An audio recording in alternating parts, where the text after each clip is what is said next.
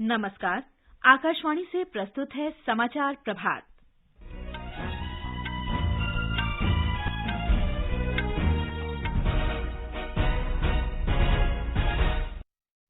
प्रधानमंत्री नरेंद्र मोदी आज राजस्थान की पहली वंदे भारत एक्सप्रेस रेलगाड़ी रवाना करेंगे। रक्षा, वित्त और अर्थशास्त्र पर 3 दिन का अंतर्राष्ट्रीय सम्मेलन आज से नई दिल्ली में। भारतीय जनता पार्टी ने कर्नाटक विधानसभा चुनाव के लिए 189 प्रत्याशियों की पहली सूची जारी की। मुख्यमंत्री बासवराज बोम्मई शिग्गांव विधानसभा क्षेत्र से चुनाव लड़ेंगे। संयुक्त राष्ट्र सुरक्षा परिषद की खुली बहस में भारत की स्थायी प्रतिनिधि रुचिरा कंबोज ने कहा, भारत पारंपरिक हथियारों का अवैध हस्तांतरण रोकने के लिए प्रतिबद्ध। और निशा दहिया ने कजाकिस्तान में एशियाई कुश्ती चैंपियनशिप में रजत पदक जीता। समाचार प्रभात के साथ मैं फरहत नाज। प्रधानमंत्री नरेंद्र मोदी आज वीडियो कॉन्फ्रेंस के माध्यम से राजस्थान की पहली वंदे भारत एक्सप्रेस रेलगाड़ी रवाना करेंगे। रेल मंत्री अश्विनी वैष्णव और राजस्थान के राज्यपाल कलराज मिश्र भी इस अवसर पर उपस्थित रहेंगे। ये रेलगाड़ी जयपुर से दिल्ली कैंट रेलवे स्टेशन तक जाएगी। हमारे संवाददाता ने बताया है कि ट्रेन की नियमित सेवा अजमेर और दिल्ली कैंट के बीच कल से शुरू होगी और जयपुर, अलवर और गुरुग्राम में रुकेगी। Ajmer Delhi cantt Vande Bharat express high rise overhead electric line पर दुनिया की पहली सबसे semi high speed passenger train होगी। नई वंदे भारत एक्सप्रेस ट्रेन दिल्ली से अजमेर की यात्रा के लिए मौजूदा सबसे तेज ट्रेन शताब्दी एक्सप्रेस से भी 60 मिनट कम समय लेगी। इस ट्रेन से पुष्कर, अजमेर शरीफ दरगाह, जयपुर समेत राजस्थान के प्रमुख पर्यटन स्थलों की कनेक्टिविटी को और बेहतर किया जा सकेगा। आज 500 से अधिक स्कूली विद्यार्थियों को उद्घाटन स्पेशल वंदे भारत ट्रेन में निःशुल्क यात्रा का अवसर दिया जाएगा। इन विद्यार्थियों का चयन राज्य में इस ट्रेन से संबंधित आयोजित हुई विभिन्न प्रतियोगिताओं के माध्यम से किया गया है। जितेंद्र द्विवेदी, आकाशवाणी समाचार, जयपुर। नई वंदे भारत एक्सप्रेस अजमेर और दिल्ली कैंट के बीच की दूरी 5 घंटे 15 मिनट में तय करेगी, जबकि इसी मार्ग पर अब तक की सबसे तेज गति की शताब्दी एक्सप्रेस 6 घंटे 15 मिनट का समय लेती है। रक्षा मंत्री राजनाथ सिंह आज नई दिल्ली में रक्षा, वित्त और अर्थशास्त्र पर 3 दिन के अंतर्राष्ट्रीय सम्मेलन का उद्घाटन करेंगे। ये सम्मेलन वर्तमान सुरक्षा चुनौतियों के बीच नीति निर्माताओं, शिक्षाविदों और सरकारी अधिकारियों को रक्षा, वित्त और अर्थशास्त्र के विषय पर अपने विचार और अनुभव साझा करने का विशेष माध्यम होगा। America, Britain, Japan, Australia, Sri Lanka, Bangladesh और कीनिया के प्रतिनिधि बैठक में भाग लेंगे। रक्षा मंत्रालय ने बताया कि सम्मेलन का उद्देश्य विभिन्न देशों के सर्वोत्तम प्रचलन, अनुभव और विशेषज्ञता साझा करना है। ये रक्षा क्षेत्र में आत्मनिर्भरता के सरकार के लक्ष्यों को बढ़ावा देने के लिए विभिन्न देशों की सरकारों, अंतर्राष्ट्रीय संस्थानों और वैश्विक नेताओं के साथ सहयोग समन्वय बढ़ाएगा।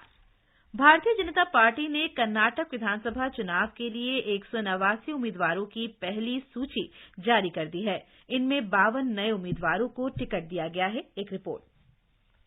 सूची में अन्य पिछड़ा वर्ग के 32, अनुसूचित जाति के 30 और अनुसूचित जनजाति वर्ग के 16 उम्मीदवारों के नाम शामिल हैं।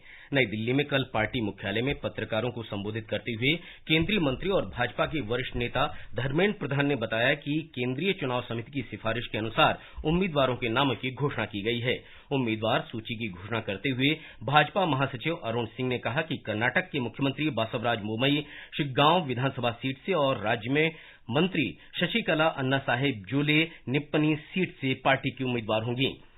वी सोमन्ना वरुणा और चामराजनगर विधानसभा सीटों से चुनाव लड़ेंगे। आनंद की रिपोर्ट के साथ समाचार कक्ष से मैं मुकेश कुमार। कर्नाटक में विधानसभा चुनाव प्रबंधों पर निर्वाचन आयोग के उप निर्वाचन आयुक्त अजय भादो ने कल बेंगलुरु में समीक्षा बैठक की। विधानसभा चुनाव के लिए कल से नामांकन दाखिल किए जाएंगे। बेंगलुरु में कर्नाटक मुख्य चुनाव कार्यालय के वरिष्ठ अधिकारियों के साथ बैठक में श्री भादो ने मतदाताओं को उनके अधिकारों के बारे में जानकारी देने के लिए संबंधित अधिकारियों की तैनाती की भी जानकारी मांगी। बेंगलुरु के आईटी-बीटी समूह में कल सुव्यवस्थित मतदाता शिक्षा और चुनावी भागीदारी स्वीप अभियान आयोजित किया गया। बृहत बेंगलुरु महानगर पालिका के मुख्य आयुक्त तुषार गिरिनाथ ने इस जागरूकता अभियान का उद्घाटन किया। श्री गिरिनाथ ने आईटी-बीटी कंपनियों से अपने कर्मचारियों को चुनाव के दौरान उनकी भागीदारी के महत्व के बारे में जागरूक करने के लिए मतदाता जागरूकता मंच बनाने का भी आह्वान किया। उन्होंने कहा कि चुनाव के दिन की छुट्टी का उपयोग मतदान के लिए किया जाना चाहिए। उन्होंने आईटी-बीटी कर्मचारियों से लोकतंत्र को मजबूत बनाने के लिए बड़ी संख्या में मतदान करने की अपील की। ये समाचार आकाशवाणी से प्रसारित किए जा रहे हैं। समाचार प्रभात में आपका फिर स्वागत है। भारत पारंपरिक हथियारों का अवैध हस्तांतरण रोकने के लिए प्रतिबद्ध है और वैश्विक स्तर पर इनका प्रसार रोकने के उपाय लागू करने के लिए मजबूत कानूनी और नियामक प्रणाली स्थापित की गई है। संयुक्त राष्ट्र में भारत की स्थायी प्रतिनिधि रुचिरा कंबोज ने सुरक्षा परिषद की खुली चर्चा में कहा कि हथियारों और विस्फोटकों को गैर कानूनी हस्तांतरण तथा सामूहिक विनाश के हथियार और प्रौद्योगिकी अंतर्राष्ट्रीय शांति और सुरक्षा के लिए गंभीर खतरा है। सुश्री कंबोज ने कहा कि सीमा पार से गैर कानूनी हथियारों की आपूर्ति भारत के लिए एक चुनौती है। We've been consistent in stressing the importance of addressing the rapid evolution of proliferation risks due to new and emerging technologies, particularly access to weapons of mass destruction, their means of delivery and related materials, equipment and technology by terrorist groups and other non-state actors. विदेश मंत्री doctor S Jaishankar ने कल Uganda में भारतीय व्यापार समुदाय के साथ विचार विमर्श किया। उन्होंने भारत और युगांडा के द्विपक्षीय संबंधों में योगदान के लिए व्यापारी समुदाय की सराहना की तथा दोनों देशों के विकास के लिए व्यापारिक संबंध और मजबूत करने के लिए प्रोत्साहित किया। उन्होंने कहा कि भारत की प्रगति और समृद्धि से युगांडा को लाभ होगा। डॉक्टर जयशंकर इस महीने की 10 से 15 तारीख तक युगांडा और मोजाम्बिक की यात्रा पर हैं। वे मोजाम्बिक के विदेश मंत्री के साथ संयुक्त आयोग की 5वीं बैठक की सह-अध्यक्षता करेंगे। मोजाम्बिक में वे भारत वंशियों से भी बातचीत करेंगे। अंतर्राष्ट्रीय मुद्रा कोष ने भारत के विश्व की सबसे तेजी से विकसित अर्थव्यवस्था बने रहने का अनुमान व्यक्त किया है, लेकिन वित्तीय वर्ष 2023-24 के लिए भारत की सकल घरेलू उत्पाद वृद्धि दर 20 आधार अंकों की कमी के साथ 5.9% पर रहने का अनुमान लगाया गया है। ये रिजर्व बैंक के पूर्व घोषित 6.4% अनुमान से कम है। एक रिपोर्ट। अंतर्राष्ट्रीय मुद्रा कोष ने वित्तीय वर्ष 2024 में भारत की खुदरा मुद्रा स्फीति 4.9% और वित्तीय वर्ष 2025 में 4.4% रहने की आशा व्यक्त की है। अंतर्राष्ट्रीय मुद्रा कोष ने वार्षिक रिपोर्ट में विश्व अर्थव्यवस्था की आर्थिक वृद्धि दर वित्तीय वर्ष 2023 में 2.8% और 2024 में 3% रहने का अनुमान व्यक्त किया है। ये जनवरी में घोषित पूर्वानुमानों की तुलना में 10 आधार अंक कम है। समाचार कक्ष से मृगनयनी पांडे। भारत के नियंत्रक और महालेखा परीक्षक गिरीश चंद्र मुर्मू ने लेखा अधिकारियों से रेलवे के लेखा परीक्षण में गैर पारंपरिक मुद्दों को भी शामिल करने को कहा है। कल नई दिल्ली में रेलवे की लेखा परीक्षा के लिए नियंत्रक और महालेखा परीक्षक के निर्देश विषय पर आयोजित कार्यशाला को संबोधित करते हुए उन्होंने कहा कि रेलवे के विकास और विस्तार से लेखा परीक्षकों के समक्ष नई चुनौतियां उपस्थित हुई हैं। लेखा परीक्षकों के लिए लेखा परीक्षण के तरीके में समुचित बदलाव लाकर बदलती परिस्थितियों से समायोजन करना जरूरी है। उन्होंने रेलवे बोर्ड में शुरू की गई नई पहल की सराहना की। अब सुनिए आकाशवाणी के लोकप्रिय कार्यक्रम प्रधानमंत्री की मन की बात पर आधारित विशेष श्रृंखला। आज की कड़ी का विषय है धूम्रपान के खिलाफ प्रधानमंत्री का देश को दिया गया संदेश। लोग, आवाज और सीधा संवाद, यानी आपके हम सब के मन की बात। जी हाँ, ऐसे ही करोड़ों लोगों से जुड़ जाते हैं हमारे प्रधानमंत्री हर महीने मन की बात प्रोग्राम के साथ। आकाशवाणी पर ये सिलसिला इस महीने यानी अप्रैल में 100वीं कड़ी के साथ जारी रहेगा।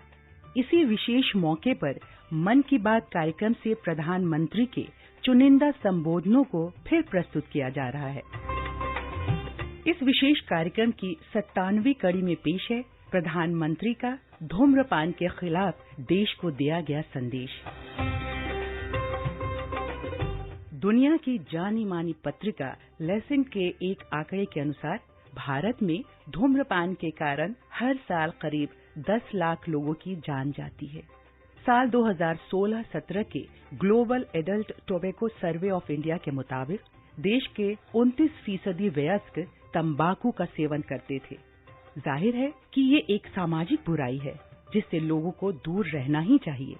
प्रधानमंत्री मन की बात में हर बार सामाजिक मुद्दों को ही उठाते रहे हैं। इसी कड़ी में 29 सितंबर 2019 को प्रसारित मन की बात कार्यक्रम में उन्होंने धूम्रपान के खतरे की ओर देश का ध्यान दिलाया, जो आज भी बेहद प्रासंगिक है। हमने आसपास देखा है कि अगर घर में पिता चेन स्मोकर होते हैं तो भी वो घर के बाकी लोगों को स्मोकिंग करने से रोकते हैं, टोकते हैं और चाहते हैं कि उनके बच्चों को सिगरेट की, बीड़ी की आदत न लगे। उनकी यही कोशिश होती है कि परिवार का कोई भी सदस्य धूम्रपान न करे, स्मोकिंग न करे। वो जानते हैं कि स्मोकिंग से, तंबाकू से शरीर को भारी नुकसान होता है। सिगरेट के खतरे को लेकर किसी प्रकार का भ्रम नहीं है।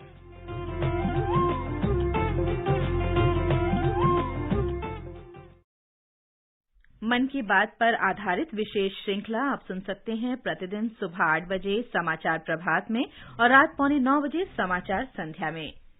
भारत की निशा दहिया ने कल कजाकिस्तान के अस्ताना में एशियाई कुश्ती चैंपियनशिप में रजत पदक जीता। ये महिलाओं के 68 किलोग्राम वर्ग में उनके करियर का अब तक का सबसे बड़ा उपलब्धि है। फाइनल में निशा को जापान की एमी इशी से 10-0 से हार का सामना करना पड़ा। प्रतियोगिता में भारत ने अब तक 6 पदक जीते हैं। दिल्ली में आईपीएल क्रिकेट में कल रोमांचक मुकाबले में मुंबई इंडियंस ने दिल्ली कैपिटल्स को 6 विकेट से हरा दिया। मुंबई इंडियंस ने 173 रन का लक्ष्य 20 ओवर में 4 विकेट पर हासिल कर लिया। इससे पहले दिल्ली कैपिटल्स की टीम 19 ओवर और 2 गेंद में 172 रन बनाकर सिमट गई। चेन्नई में आज चेन्नई सुपर किंग्स का मुकाबला राजस्थान रॉयल्स से होगा। मैच शाम 7:30 बजे शुरू होगा। और अब एक नजर देश के 4 महानगरों के मौसम पर। दिल्ली में दिन में तेज हवाएं चलेंगी और शाम को आसमान साफ रहेगा। तापमान 18 डिग्री सेल्सियस से 37 डिग्री सेल्सियस के बीच रहने का अनुमान है। मुंबई में आमतौर पर बादल छाए रहेंगे। कोलकाता में आसमान साफ रहेगा। चेन्नई में भी बादल छाए रहेंगे। ये समाचार हमारी वेबसाइट newsonair.gov.in/hindi पर भी उपलब्ध हैं। और अब समाचार पत्रों की सुर्खियों के साथ हैं देवेंद्र त्रिपाठी। धन्यवाद फरहत। पृथ्वी विज्ञान मंत्रालय के मानसून सामान्य रहने के अनुमान की खबर सभी अखबारों में है। जनसत्ता की सुर्खी है, मानसून में किसानों के लिए राहत बनकर बरसेंगे बदरा। हरिभूमि लिखता है, सामान्य बारिश, अनाज पैदावार भी होगी अच्छी। हिंदुस्तान की सुर्खी है, एल नीनो के बावजूद बारिश सामान्य, कृषि क्षेत्र को राहत के संकेत। नवभारत टाइम्स ने राजधानी के कई इलाकों में गर्म हवाओं के दस्तक देने की खबर आंकड़ों के साथ प्रकाशित की है। पत्र लिखता है, इस वीकेंड गर्मी देगी 40 डिग्री टॉर्चर, खराब स्तर पर पहुंचा प्रदूषण, धूल ने बढ़ाई परेशानी। दैनिक जागरण की सुर्खी है, दिल्ली में गर्मी के तेवर हुए तल्ख, पारा 37 पार। दिल्ली में 12 दिनों के भीतर कोरोना से 15 लोगों की मौत। जनसत्ता की सुर्खी है, राष्ट्रीय सहारा लिखता है, कोरोना के बदलते लक्षणों ने उड़ाई लोगों की नींद, सोते वक्त हो रही है नाक बंद, थम जाती हैं सांसें। गरीब रथ में दिव्यांगजनों को नीचे की बर्थ मिलेगी। हिंदुस्तान की सुर्खी है, पत्र लिखता है, रेलवे बोर्ड ने शारीरिक और मानसिक रूप से अक्षम लोगों के लिए सभी मेल एक्सप्रेस और गरीब रथ ट्रेनों में बर्थ का कोटा आरक्षित किया। आम आदमी पार्टी को राष्ट्रीय पार्टी का दर्जा मिलने पर मना जश्न। राष्ट्रीय सहारा ने यह खबर अपने पहले पन्ने पर प्रकाशित की है। युवाओं को लुभाने के लिए शुक्रवार को कम काम का वायदा, उन्हें 40 लाख सालाना तक देने को तैयार। दैनिक भास्कर ने सोच में बदलाव शीर्षक से यह खबर प्रकाशित की है। इंटीग्रिटी पैक्ट से सरकारी योजनाओं में भ्रष्टाचार रोकने का होगा प्रयास। एलजी ने पैक्ट को किया अनिवार्य, उल्लंघन पर अयोग्य होगा वेंडर। दैनिक जागरण की खबर है। इनोवेशन मेले में मिट्टी के कुकर से लेकर पत्ते की प्लेटें तक मिल रही हैं। राष्ट्रपति भवन में कल तक आयोजित होगा मेला। हिंदुस्तान की खबर है। और 18 लाख से अधिक छात्र करेंगे सूर्य नमस्कार। राजधानी के सभी स्कूलों में 18 अप्रैल से शुरू होगा अभ्यास। सभी अखबारों की खबर है। और अंत में मुख्य समाचार एक बार फिर। प्रधानमंत्री नरेंद्र मोदी आज राजस्थान की पहली वंदे भारत एक्सप्रेस रेलगाड़ी रवाना करेंगे। रक्षा, वित्त और अर्थशास्त्र पर 3 दिन का अंतर्राष्ट्रीय सम्मेलन आज से नई दिल्ली में। भारतीय जनता पार्टी ने कर्नाटक विधानसभा चुनाव के लिए 189 प्रत्याशियों की पहली सूची जारी की। मुख्यमंत्री बासवराज बोम्मई शिग्गांव विधानसभा क्षेत्र से चुनाव लड़ेंगे। संयुक्त राष्ट्र सुरक्षा परिषद की खुली बहस में भारत की स्थायी प्रतिनिधि रुचिरा कंबोज ने भारत पारंपरिक हथियारों का अवैध हस्तांतरण रोकने के लिए प्रतिबद्ध। और निशा दहिया ने कजाकिस्तान में एशियाई कुश्ती चैंपियनशिप में रजत पदक जीता। इसके साथ ही समाचार प्रभात का ये अंक समाप्त हुआ। नमस्कार।